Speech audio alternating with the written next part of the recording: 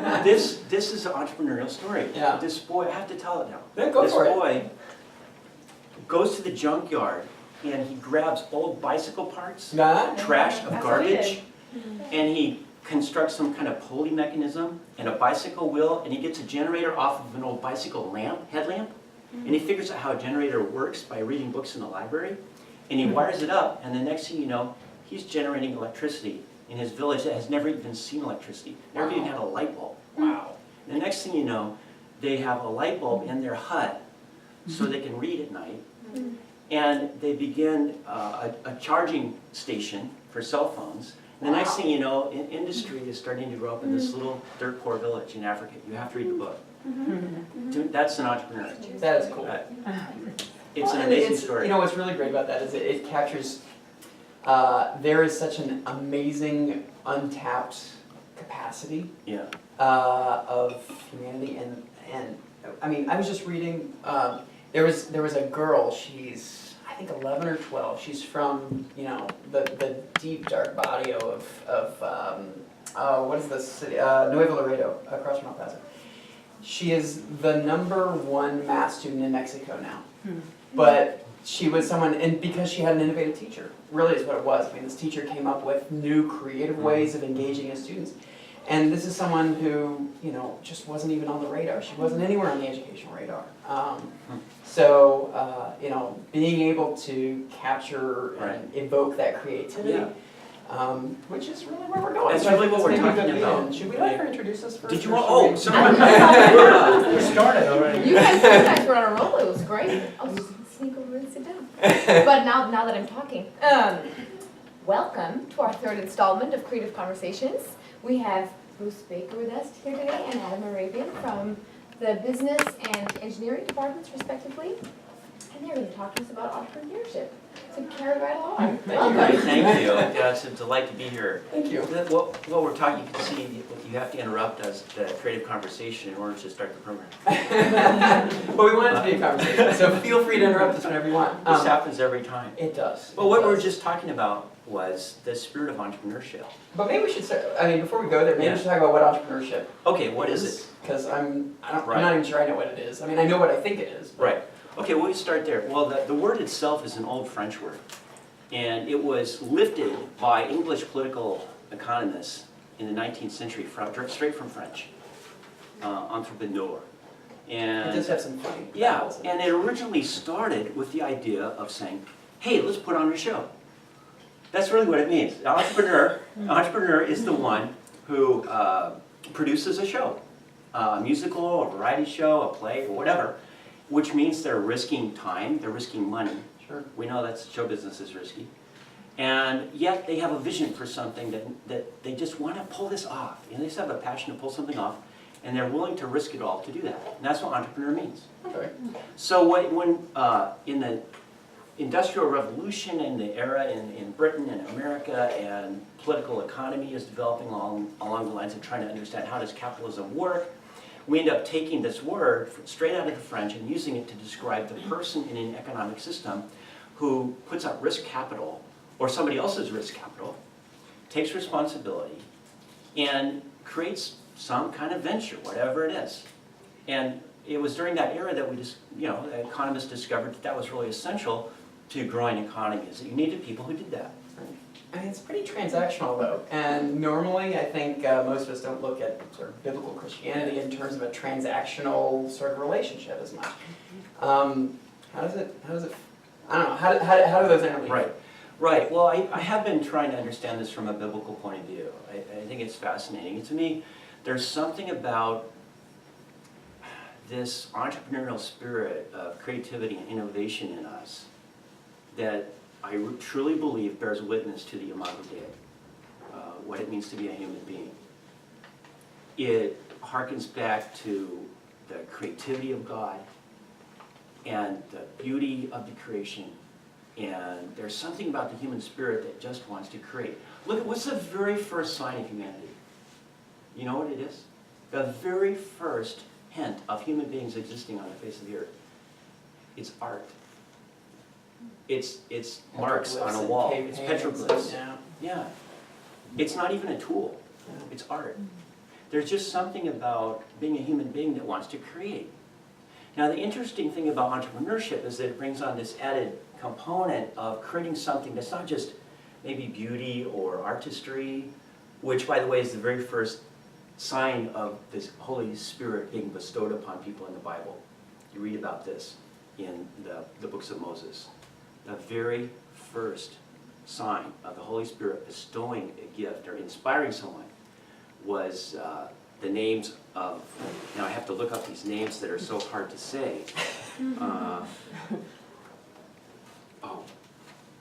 Sorry. You'll find it for me, I don't know in my notes, but anyway, it's Transactional. it's in Exodus 31. Anyway, but Bezalel and Oliahab or something in there. What they're doing is they're inspired with every gift of art for the sake of creating the artistic things of the temple. So, but beyond artistry and beyond the creating beauty, I think there's something in entrepreneurship that takes the next step because it's an act of service at the same time. It's actually part of the co-creation that God inspires. And he puts the people in the garden. Why does he put the people in the garden to start with? He puts them there to work. He puts them there to create something as co-creators and stewards. And to me, entrepreneurship is a sign and a mark of that same calling upon humankind that God put on us and put in us to create. But not create for the sake of creating. This is creating for the sake of taking care of the people around you, for feeding them. It's the same thing that business does. It's creation for a purpose of serving the people around you, and that's what business does. I don't know if I'd go there, because I'm not sure everybody would argue that that's what business does. Where does it get sideways? It does. Yeah, I think we can all probably think of cases where that's all, personally, we didn't have this conversation before, just, but the one that leads mine is Enron, this organization that appeared to exist purely for scalping people, as far as we could tell. So where does it go wrong? Right, Where does it go right? And how is it different for someone who's looking at it from this perspective and someone who's not looking at it from this perspective? Well, you put your finger on it. Where it gets sideways and twisted is when the focus becomes turned inward. So when the focus is turned inward instead of outward. And what that means is, in the case of business, is when it gets focused on how much money do I get. Right. When how much money I get becomes the focus of my business, it is turned sideways and it's no longer doing what God called it to do. And every scandal you look at, that has happened. Right. So you put your finger on it. So that leads us to the question of, well, how might a Christian understanding of entrepreneurship look different or have a different emphasis? Yeah. Maybe from others, because we don't believe that the purpose of it is about the money. The money is essential to make it run, to make it work as a business, or as a nonprofit for that matter. It's exactly the same problem. You still have to generate enough income to pay for what you're doing. It's just different ways of generating it, that's all. But it still takes money. So how do you look at it from the point of view that the focus stays on the valuable thing that you're creating and not on how much money you're getting? Right? And so when I think of entrepreneurship, what's the first thing you think of when you hear the word entrepreneurship? It might be Silicon Valley or get rich. People want to get rich. Well, no, that's not, the biblical meaning of it wouldn't be to get rich. The biblical meaning of it would be to create something that serves people and that delivers a benefit to the people around you, to your society, and that bears witness to the imago Dei. To me, that's the pure theological understanding of what's happening. So rather than a Silicon Valley sort of story where the entrepreneurs dream up their business plan and they go to the venture capitalist, and one of the things the venture capitalist is going to ask them for is, or look for, is the exit strategy. You know what the exit strategy is? Yeah, the exit strategy is how you get the money out. When am I cashing out? Right. Yeah, right. I want to cash out, and I want to cash out big. Right, and fast. Yeah, I don't want to be yelling. The faster the better. Right. Now the Bible is filled with warning after warning. I mean, Proverbs alone has got at least 10 warnings not to do that. It says that quick wealth leads to certain disaster. And it says it over and over again in a lot of different ways. So from our point of view, let's say that we had a Christian approach to entrepreneurship. I really believe that it's going to somehow just relegate the exit strategy way down, maybe not even on the list. Yeah. Because that's not what it's about. I want to see it be about what are we delivering of value to society? How does it model human dignity in the act of creation? How does it build a community of work? That covenantal relationship with people that is part of God's design for human living. Well, see, entrepreneur, just like the original entrepreneur in the French meaning of forming a troupe, well, today's entrepreneur forms a company. Yeah. Well, the reason the company exists is because it's a community of work. It exists for the sake of doing something worth doing.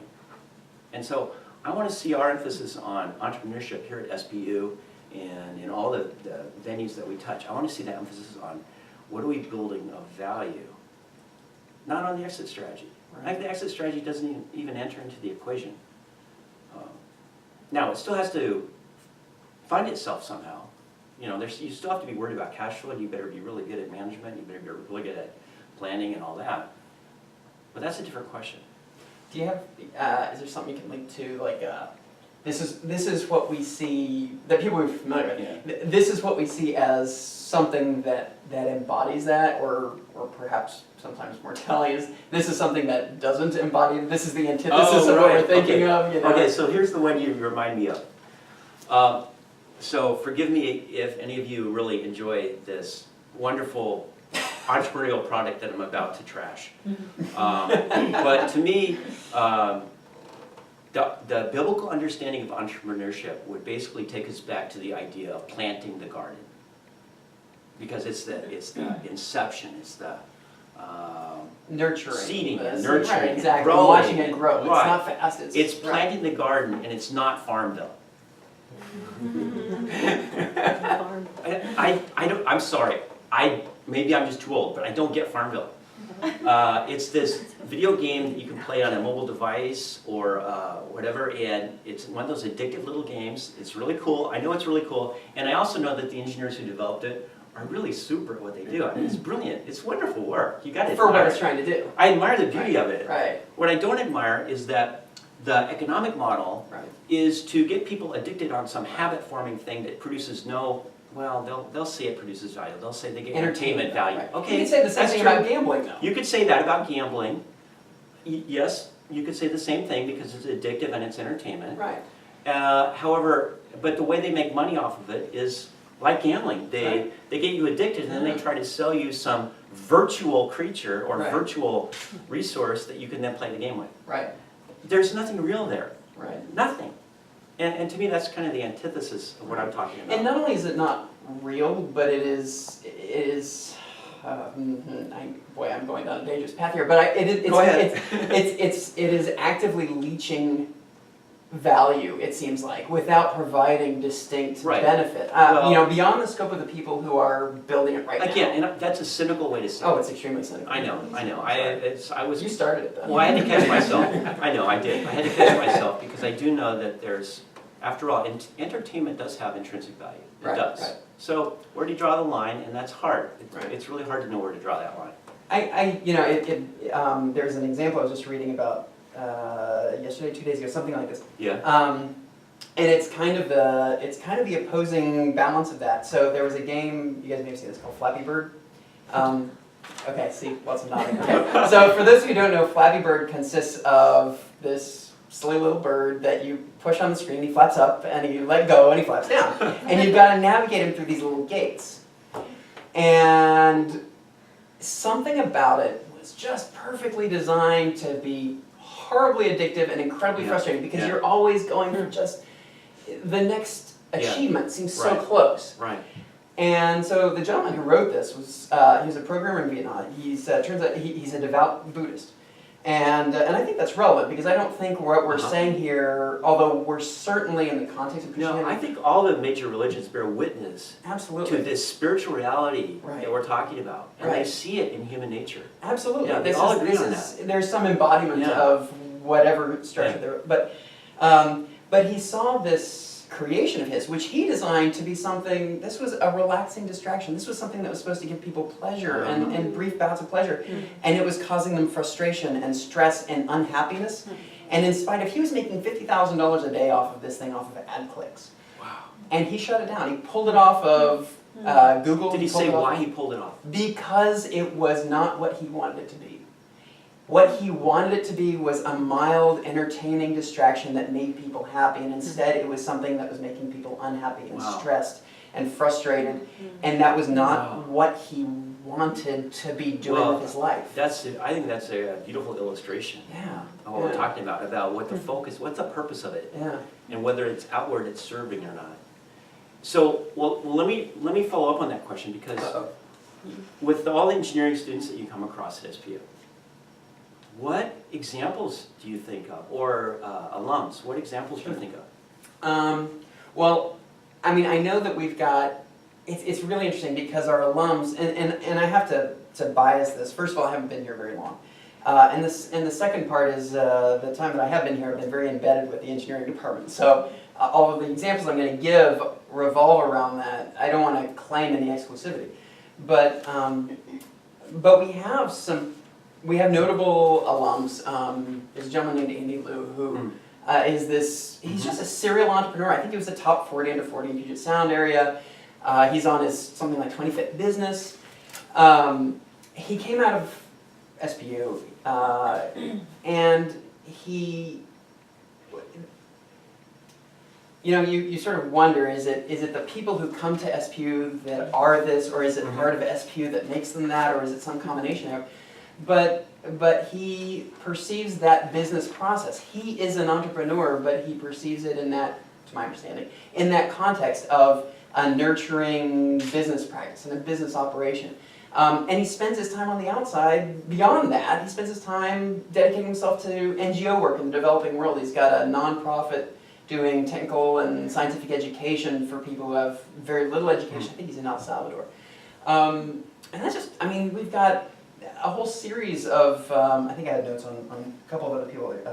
Mark Mason, who, he started a software consulting firm.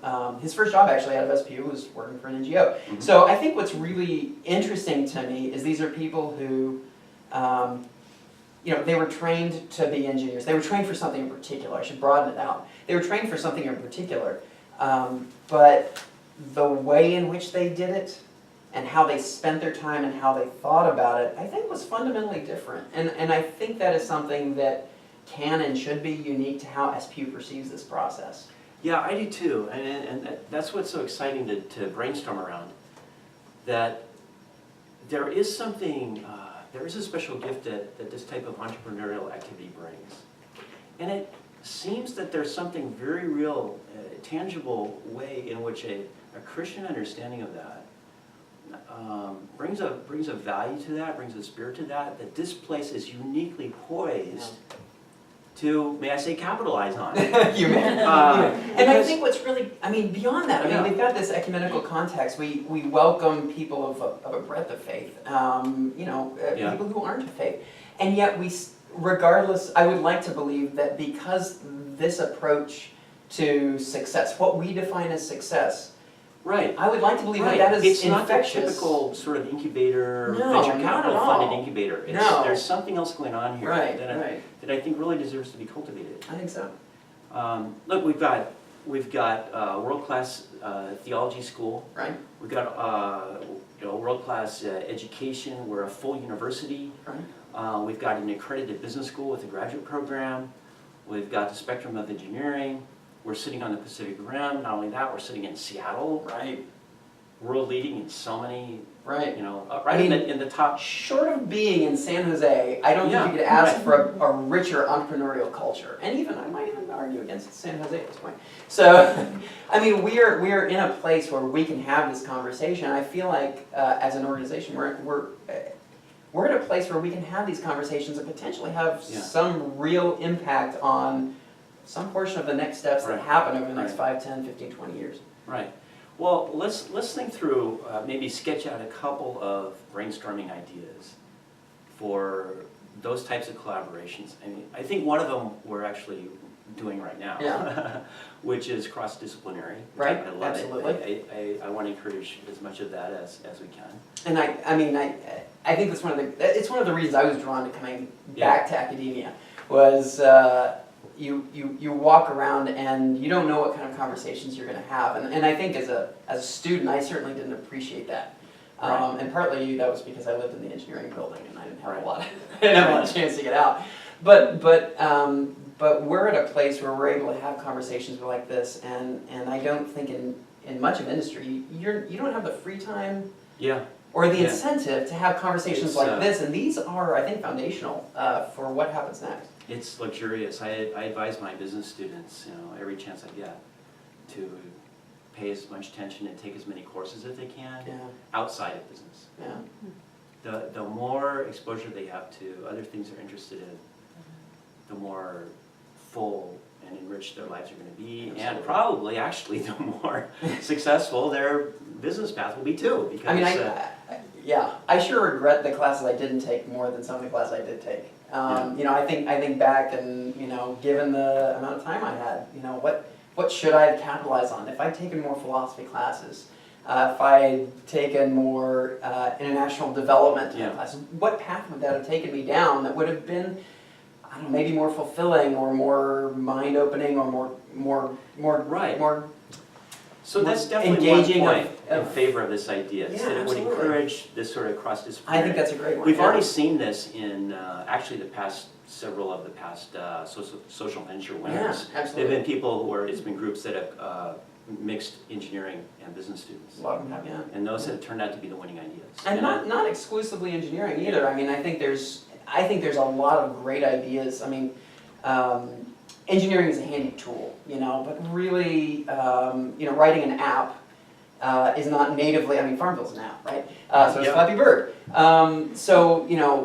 The question is, what do you do with these tools? Right, And I think right. what's exciting is being at an institution like this or being in this environment, you're able to engage with people in business Right. who can help frame what you're Right. going for. But you can engage people in nursing perhaps. Yeah. And look at Yeah, what right, kind yeah. of things, how can we focus this tool? Mhm. Or education, how can we focus this tool Mhm. to address needs for education? So, I think you're right. I think the interdisciplinary context and social venture is something We we're already have that already going. doing, That's a which strong, is great. That's a strong suit already. Yeah.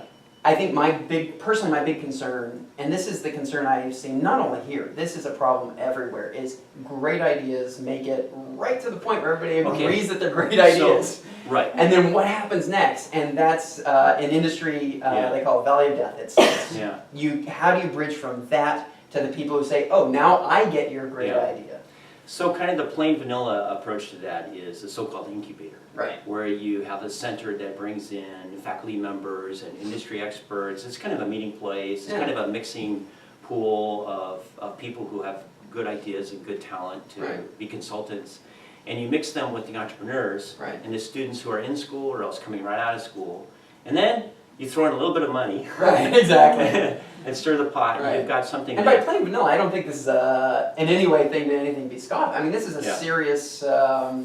well, I think that is it is an established path, yeah, but I think what's really different is it's an established path that would go a different way, I think. well, it would have a distinctive focus. It would. I don't it think would. you'd find in any other incubator I've heard Right. of. All the incubators are structured like venture capital firms. Yeah. What's your exit Yeah. strategy? Yeah. How fast will you get the turn? Yeah. How quick? And I think the context that hypothetically, this is all hypothetical, but it's a creative conversation. Right. But the context that SPU or SPU faculty or alums would come to for that would be more this idea. It's a solid idea. It may never make us rich. It may be the foundation of an NGO, or maybe it's a modest success, or maybe, who knows, maybe it may be the next thing to hit it big. Maybe it's something that distinctly helps people in the developing world, or maybe it's something that's green technology. Mhm. Or maybe it's just something that's really neat and solves a problem and gives people good, solid paying jobs. And, Right. but it's a different context. Right. And it goes I back to think what you you're were right. saying before. Because whatever it is, it's going to have an emphasis, an intentional emphasis, Right. intentionality around how it serves. Right. and an intentionality as to the type of community of work that it's building, Right. and the way that it engages in relationships with customers and stakeholders, because those are going to be relationships wherein Right. they're not extractive, they're not Right. manipulative, Right. rather they are additive, they're contributing, they're very intent to be sure that they're contributing value Right. and not merely making money somehow. Right. Making money wasn't the goal. No, but you have to do that in order to You close have the to loop. do it, right. And I think what sort of the magic combination is being able to do this and still create systems that excite investors. Because at the end of the day, They have to earn a return on capital, have to or else return- they won't be right. there. Exactly. And so, there's nothing inherently Right. evil about that, and I think that's a really important point. Well, I think the so- biblical parable of Jesus even demonstrates that, where he gives the money out to the servants. Right. And they come back, they earn 5 or 10 times on their investment, and they're rewarded. I mean, it's a whole other story. Right. But when you pick away at that story, I think there is something there that endorses entrepreneurship, Right. even though I know this parable is much bigger than that. Right. Yeah. Okay, so we got our plain vanilla. All right. Where else can we go with this? Well, what about ways of consulting? Yeah. If this existed, would there be other opportunities to engage with the business community? Yeah, I think so. I mean, I guess I can think of kind of two different categories that you could build on. I mean, one is, one that leaps to mind is, businesses that currently exist. They're trying to make hard decisions. Should I outsource production of this? What should we relocate? Should we expand? That sort of thing. And there are a lot of business consultants out there. And they will tell you what will help your bottom line. Right. And that's great. But I think there's a lot of people, and particularly people who would be interested in this conversation, who they want more than just what's going to help the bottom line, right? So yes, you can outsource this. Right. And yes, it will make it cheaper to produce, and in the end, yes, you'll have 10% greater reject rate, but you'll have 15% increase in I profits. think a lot of the where that would be a felt need, a real need, is in the segment of businesses that are the small, medium-sized, and even family business. Yeah. They're not going to be playing in that blue ribbon tier of Arthur Anderson. hiring in Arthur Yeah, or yeah, McKinsey exactly. or something. Yeah. They're just not there, Yeah. and not that those people would share their ethos anyway. And I think that's key. I mean, I don't even see it as a tier. I mean, I think our ability to Oh. interact with people All right, may good be point. tiered.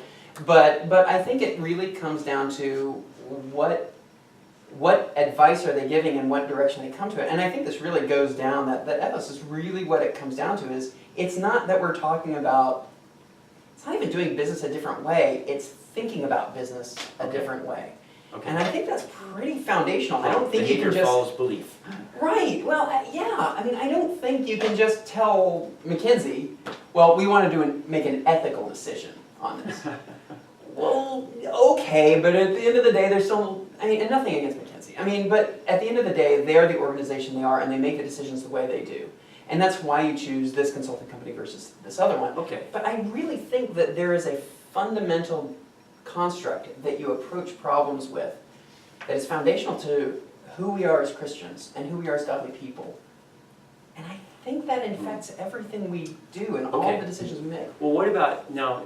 Remind me, you had some students that had an idea that they went out and got some coaching on. Oh yeah, okay, so, Yeah. so this was actually just kind of I didn't even know this existed, but it was actually this year's social venture planning winner. So Yeah. it was,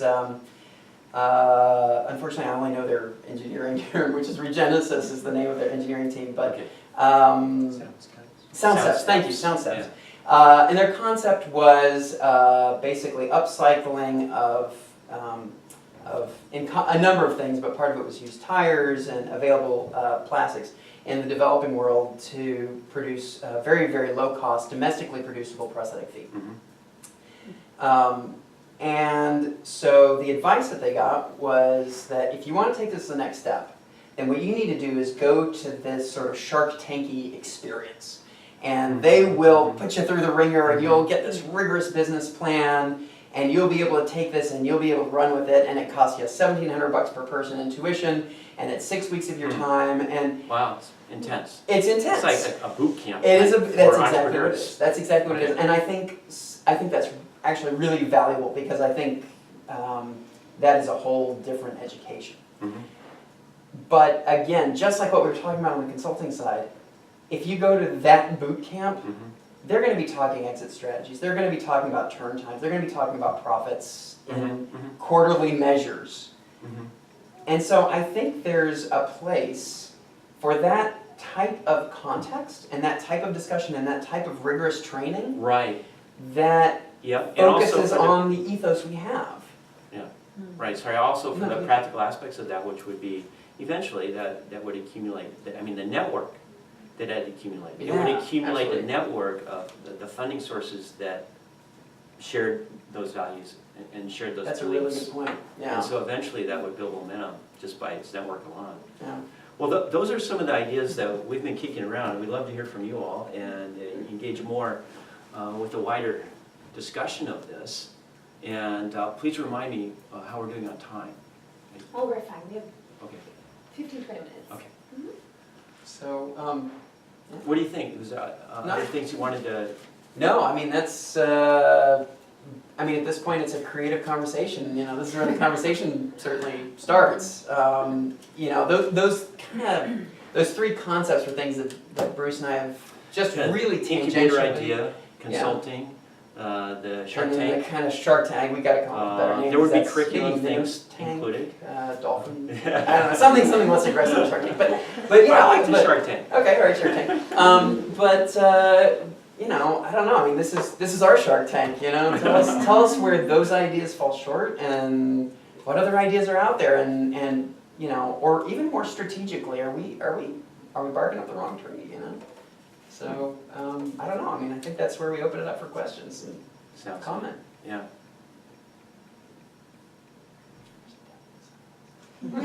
This is just like when I ask for questions Well, I in have my a clarifying class. question. Yeah. 'Cause is the Shark Tank concept would be put in place here at SPU? Or are you referring to, I don't know if we've gotten. Well, is that your hope? yeah. Physically, I have no idea Yeah. where to put it. But it's not even necessarily something that takes up a lot of space. It's more Right. like something that takes up mental space. Right. It takes up the time and energy to plan and promote and invite and encourage and bring in the consultants. Right. Now, we do have something already up and running in the one-year master's program. Right. The one-year Absolutely. master's in management Right. with an emphasis in social and sustainable Mhm. enterprise. We already have that up and running. And Right. we bring in industry experts, and that's been very successful. Those students are coming out of there equipped, trained with real-life, hands-on experience with real problems for consulting companies Right. and for their venture plans. Right. And when they go into a job interview with that, for example, it has real impact. Sure. Because they're basically being run through Shark Tank Right. in the class. It's part of their schoolwork. Hmm. So maybe there's ways to expand that idea I- and get more people involved in it. I think so. You know, I mean, asking for a year commitment after graduation, I guess what we're thinking is that notionally, maybe there's a space, you know, this thing that our students were suggested to pursue. It's designed for people, you don't have to bring the rest of your life necessarily to a screeching halt to do this, is the idea. This is a chance to see, is this something we can Right. pull off? And I think the idea is that a lot of people at the end of the 6 weeks, they say, you know what, we're not where we thought we were, right? And I think that's fine because people need to figure that out. Or maybe they find out we thought we were gonna go this way and we're gonna go that way, and that's fine. But I think conceptually, SPU has a lot of resources that we can leverage. We have a lot of faculty who came out of entrepreneurship and that kind of world. You're looking at a couple of them. Yeah, but we're not the only ones, Right. and we're not, you know, I think you need a deeper bench. So I think there's definitely a need to keep that energy fresh and keep the experiences fresh. And so we would certainly reach outside and into our alumni community and into the community as a whole saying, whoever buys into this ethos and whoever buys into this belief and whoever buys into this vision that business can be godly and entrepreneurship can be like this, we want to have that conversation and we need your help. And I think whether it's SPU's School of or what, I don't know, but again, we haven't really gotten that far yet. I think it. And we haven't talked to the provost about it yet either, so yeah, bigger than mine, so of course, on anything. Another way to package it, I guess, is what we're talking about right now might be something like an executive management program Yeah. in the summer, maybe. Oh, yeah, how about that, yeah. Yeah, it could be 6 weeks. Yeah. It could be shorter, Yeah. too. There could also be something like maybe a 1-week package for the small group of a couple of people who have a bright idea and want Right. to develop it. They want Right. to use iron sharpens iron Right. sort of mentality to sharpen their idea. So they could go through a boot camp like this in a week and have lots of feedback and constructive criticism. That's another possible. And, you know, these, we're thinking as we're talking here. I want to be totally clear on that. So it's an interesting, what you just said really, maybe the investment side of, you know, someone has an idea, maybe that's, part of that is the output of this, you know, 1-week intensive boot camp is, Mhm. part of it is Right. you go through this, and Right. maybe you have to do And- it, maybe you don't have to do it, but on the output side of that, you've got That's to, right. the win is SPU believes in you enough, or Right. this organization that is associated with SPU, or maybe Yeah. totally not, I don't know.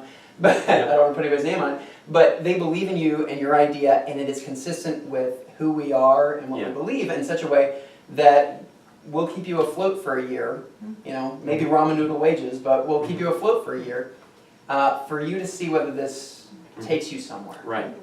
Yeah, so it could go into that pool, kind of revolving pool of investment Right. that we'd have to make available. You know, Right. somebody would have to donate Right, some money to seed something like that. Right. Yeah.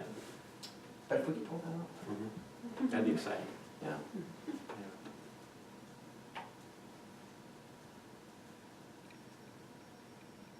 How many of you all have ideas in the back of your mind for some sort of venture of some kind? How many of you would like to have an idea, rather than, there you go, I mean, rather than go out and work for some big Yeah. nameless Yeah. aerospace company Right. who shall remain. Yeah.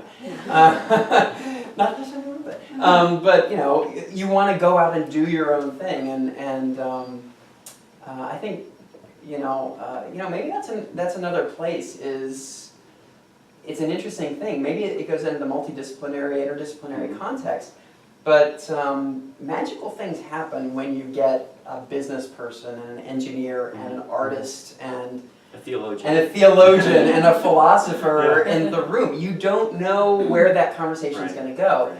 And so maybe there's a place for simply, you know, locking people in a closet for a little while and seeing sort of what papers get slid out after they're done, and we grade them. Just pour coffee in. That's right, that's right. It's like one of those little drip things that the gerbils drink from. So, you know, I mean, that's an interesting direction that it could. Another direction that it could go is sort of, I don't know, maybe an upper division class, sort of like we have the social venture Yeah. planning class. Yeah, I think. But maybe it's a yeah. class of people who don't have the idea yet, but they want to, Mhm. and we just, Mhm. who knows where they're from? Mhm. You know, it's open to anybody, but we just get people together and we build a format and a construct for creative thinking, Mhm. and maybe nothing comes up, maybe something comes up, but that's another interesting way of leveraging this unique environment that we have at SPU that you're not gonna find Well, in industry. You know, like all study, like all of our intellectual pursuits here, I really believe the pursuit itself has to be worth doing in Yeah. its own right. Yeah, absolutely. It can't just be about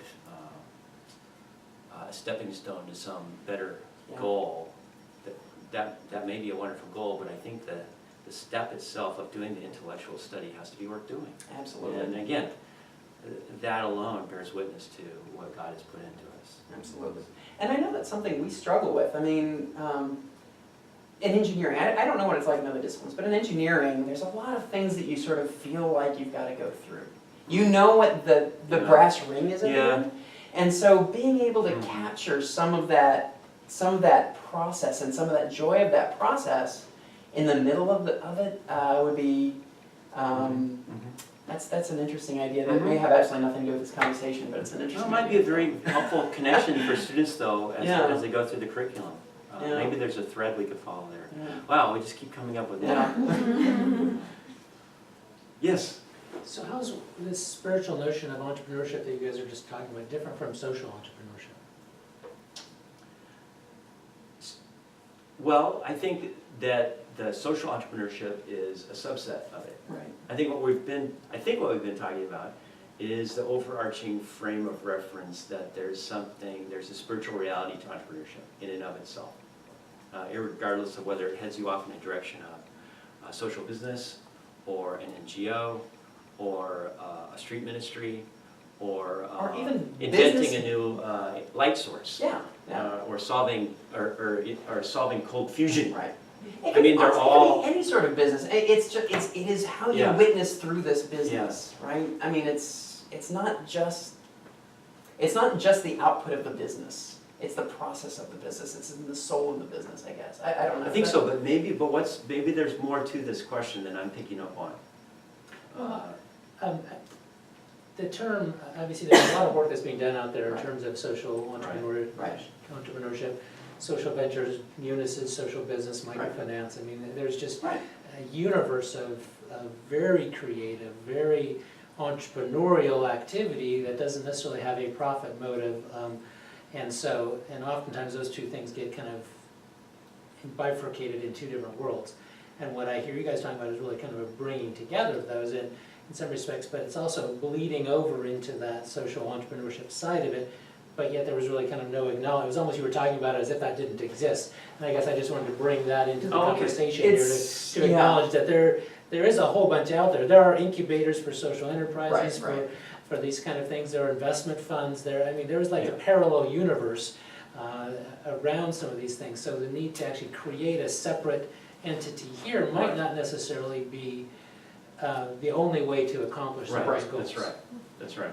But I think what we were trying to inject in that conversation was the Christian aspect of it, and trying to question some of the ways in which that might inform investment decisions, and some of the ways it might shape the way the group works together or looks, or the values that they bring, or it might shape the investment pool. Right. And to me, Maybe that doesn't make that much difference. I mean, when you get right down to I think it does. I mean, sometimes it's hard to tell the difference. the distinction to me, and we were actually really careful, I think, when we crafted sort of the context, when we were thinking about this. We didn't want this to be a conversation about NGOs. We didn't want this to be a conversation about, Paul Pollock. We wanted this to be a conversation about Christians who are in business, and what decisions they make, and what different decisions they're gonna make in the process of being entrepreneurs and coming up with new ideas. And so to me, the distinction is, and it's a fuzzy world, right? I mean, the Venn diagram overlaps. And maybe I'm wrong about this, but the distinction to me is this, you're absolutely right, it's a parallel world. It is a world of the NGO or the investment world, and it is the world of let's make a lot of money. And I don't see, I'm sure it exists. I mean, I'm sure this isn't a totally novel, we're not that smart. I'm sure this is a totally novel idea. But there is, the overlap to me is, I'm just a guy with an idea, and I want to make a business. And I want to do this business in an ethical way based on my beliefs and my Christianity. And so the first starting point is that possible, right? Is it possible for me to be an entrepreneur and be at the same time, which, that's dirty, right? We're pursuing money. I'm an entrepreneur. I want to get rich, right? Is it possible to be that and still be godly and still be doing God's work? And so I think sort of the original context and the article that you're publishing revolves around that, is that it is. And that it is not only possible, but it is what God wills to a certain extent. I am saying that. I'm saying there's something in the business itself, whether it's a charitable mission or not. It may be a for-profit business that's still doing something useful, Right. that still bears witness to God's mark of creativity and that aspect of the imago Dei that innovates and serves through business. Right. So I was trying to emphasize that side of it. I guess the concern would be that because there is a parallel universe in a way, that we immediately start sounding like we're simply endorsing that, Right. and we're ignoring the same need in the business for-profit world. Right. And I think I'm trying to say it's both and. Right. We need both. Right. And so you may go off and you may start an NGO, and that's great, but if you don't want to do an NGO, if you want to just run a business, how do you do that in a manner consistent with what we're talking about? And so, the question is, and I know, there's a whole range of venture capital, angel investor type people out there. And so you find some angel investors that, regardless of their personal beliefs, they kind of behave like this. They don't do we're going to invest in 20 companies a year and we expect 19 of them to fail and we just want to run you through the ringer and then that 20th one, that's going to be our big hit, right? There's some out there that say we're going to invest in one company every year, one company every other year, and we're going to invest in you and we're going to watch you grow and we're looking at the long game. And yeah, we've got an exit strategy, but it's like 10 years out. And we want to do well then, but we're willing to look at it in the 10-year plan. Yeah, that exists. But the question is, what we see, I think, or what I see, I shouldn't put words in your mouth, but what I see is an entrepreneurial world that doesn't revolve around that philosophy. What I see is Shark Tank, and what I see is this boot camp that my students were suggested to go to, which I'm sure is great. I'm not being negative on that, but what lessons are going to be learned from that experience? And the lessons that are learned from that experience are the ones that we were saying, these aren't what we want to be teaching people. These aren't the world we want to be operating in. We're not working on a quick burn. We're not talking about grinding people into the ground. We're not talking about paying our janitor the least we possibly can just so we can eke out that last red cent. Right, it shifts the emphasis away from fast growth also. I think that's another key in the finance, venture capital driven models that I've seen and been a part of. Yeah. There's this constant, almost unspoken, it's just part of the water you swim in. Yeah. Which is all about the faster you grow, the better. Right. And that's not a biblical understanding of business enterprise. Yeah. It's not about how fast you grow, it's about whether you're doing something worth doing, Right. and whether it's serving and honorable. Right. So there's a different spirit to it. So I think what you're saying is absolutely right.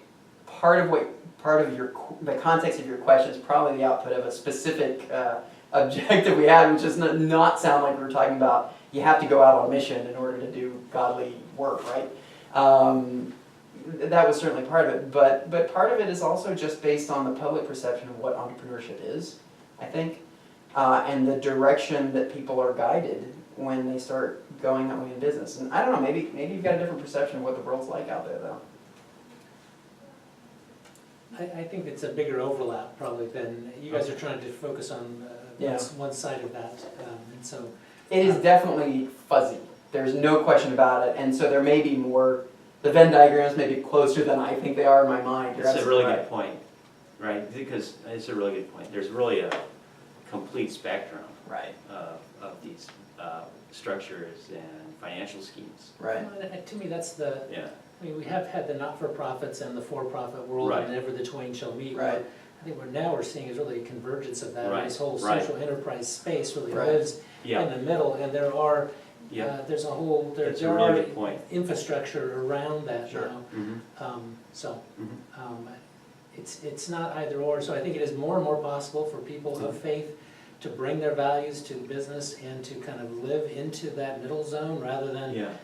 either extreme, and so there's probably never Yeah. been a better time in some respects. Right. I think you're right. And again, that's a really good point. Also, I think it helps us identify what's the sweet spot for SPU. Yeah. Because that intersection of those is where I think we ought to shine. Right. Because we have all the pieces of that in one place. And so the question is, if such a thing exists, particularly here in Seattle, I think part of the leverage we have is being in Seattle. That's part of the greatness of SPU, right? And so here we are in this hotbed of this activity. Maybe exactly what we're talking about, or something very close to it, already exists. And so instead of being something we need to invent out of whole cloth, which, trust me, I'm all in favor of not doing that, maybe there's somebody with whom we can build an alliance and we can leverage an already existing infrastructure. I don't know. As long as they're willing to understand where we're coming from, I think that'd be a great conversation to have if it exists. I don't know. What? Anything else? I have to say, here is a campus, I'm a staff person, so I work 12 months of the year. And, there are dorms that are empty in the summer, and there's incredible air-conditioned facility. It just, could there be? Why isn't there? Yeah. Can there be a place where And I'm trying to think, I haven't been in Seattle all that long, but what goes on in the city or the greater Seattle area? Well, I like the way you're thinking. Summertime. Yeah. Yeah, that- For summer yeah. cross-fertilization. I remember Absolutely. Physics in the past few years has had. They do teacher education. Correct, and Right, people are coming exactly. from Yeah. around the world. Yeah, absolutely. Stomatis is Yeah, heavy on Qatar, but, yeah. yeah, just that brings people Mhm. together and that there's facilities. Where else would you rather be in the summer anyway? I Yeah, know. exactly. I'm not leaving. I tell you what. No, I mean, I think you're absolutely right. I mean, I think SPU has, that's something I hadn't really considered, but just fundamentally from a resource standpoint and a facility standpoint. We've got space that's potentially underutilized. Now, granted, it's not free space, but we have space that's potentially underutilized that can be capitalized through something that engages faculty who are otherwise, Hiking. what do we do in the summer? Because we don't work in the summer, I know. So, it does steal time for preparing for classes for fall, but we'll ignore that. So. No, I think the summertime idea makes perfect sense. Yeah, absolutely. Yeah. So I mean, that's a really great point. Well, thank you all so much for inviting us to Yeah. do this. Enjoyed the time with you. Yeah, thanks.